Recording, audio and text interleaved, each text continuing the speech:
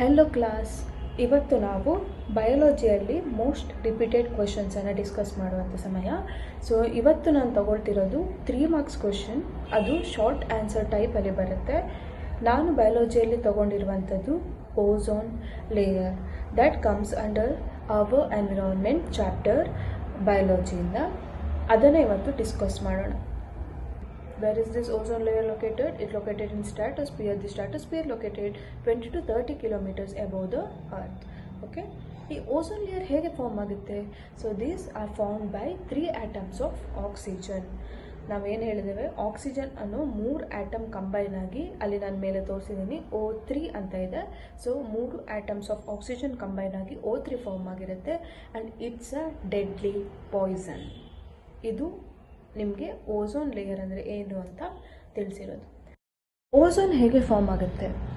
So ozone it's a product of UV radiation acting upon oxygen molecules. So oxygen molecules O2 ಏನಿದೆಯೋ ಅದಕ್ಕೆ UV radiation act ಆದಾಗ ozone ಅನ್ನೋದು form ಆಗುತ್ತೆ. The highly reactive UV radiations ಏನಿದೆಯೋ ಅದು ನಮ್ಮ molecular oxygen ಏನಿದೆಯೋ, O2 ಅನ್ನೋದು ಮಾಲಿಕ್ಯುಲರ್ ಆಕ್ಸಿಜನ್ ಏನಿದೆಯೋ, UV ರೇಡಿಯೇಷನ್ ಆ್ಯಕ್ಟ್ ಆದಾಗೆ ಆ ಒಟ್ಟಿಗಿರುವಂತಹ O2 ಮಾಲಿಕ್ಯೂಲ್ ಸಪ್ರೇಟ್ ಆಗುತ್ತೆ.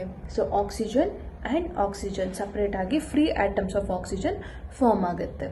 So these free atoms of oxygen ಏನಿದೆಯೋ ಹೈಲಿ ರಿಯಾಕ್ಟಿವ್ ಆಗಿರುತ್ತೆ.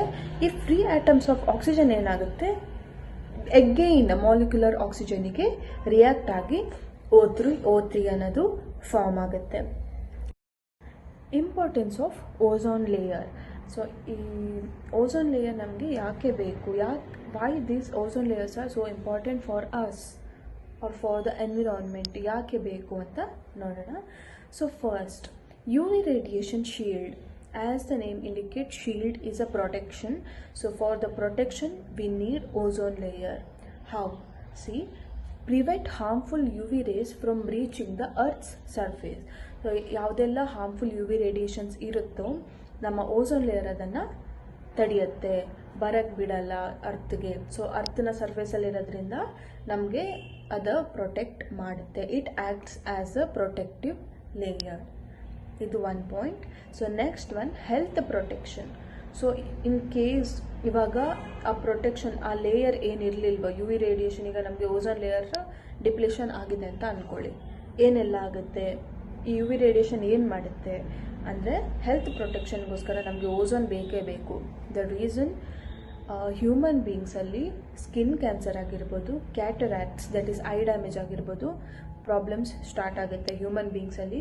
Not only human beings, even agriculture land ಇರ್ಬೋದು, ಕ್ರಾಪ್ ಈಲ್ಡ್ಸ್ ಇರ್ಬೋದು, ಗ್ಲೋಬಲ್ ರೈನ್ಫಾಲ್ ಇರ್ಬೋದು, ತುಂಬ ಸಮಸ್ಯೆಗೆ ಕಾರಣ ಆಗುತ್ತೆ. Ozone layer should be a very important layer for us.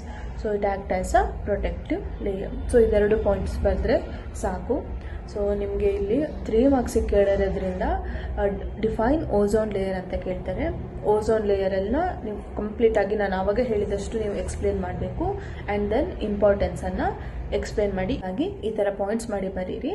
ನಿಮಗೆ 3 ಮಾರ್ಕ್ ಖಂಡಿತ ಸಿಗುತ್ತೆ. 2026-2027ಗೆ 10th ಅಡ್ಮಿಷನ್ಸ್ನ ಸ್ಟಾರ್ಟ್ ಮಾಡಿದ್ದಾರೆ.